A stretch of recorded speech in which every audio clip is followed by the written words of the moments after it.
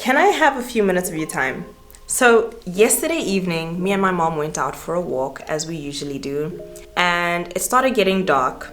But there's this thing that I started doing that I really like. I started taking off my slip-slops and walk on the grass because I really like the way that the grass feels on my bare toes. And it started getting dark, and I kind of knew that there was a possibility of them being thorns in the grass, but I just kept it pushing, kept on walking, and naturally I stepped into a thorn.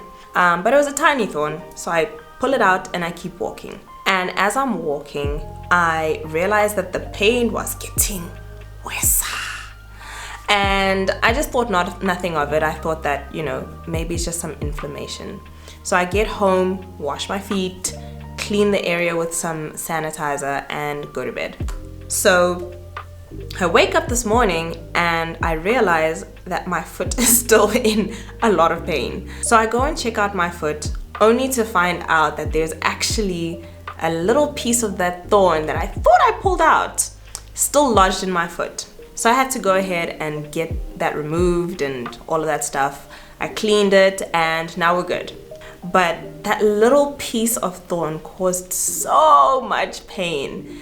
And all I could think about was I could have avoided all of this if I had just worn my shoes, because I knew there could be thorns in the grass. God is so faithful. He gave me this revelation through this little story that I told you. Sometimes we as Christians walk in this world without protection. We know that we're supposed to put the full armor of God. And sometimes we walk around this world barefoot without the armor of the shoes of the gospel of peace.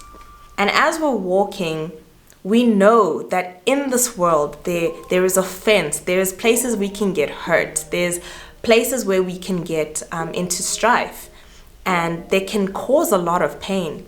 And initially, the little offense that may have stuck in our foot as we're walking in this world could just feel insignificant, and we just pull it out and think that we've dealt with it.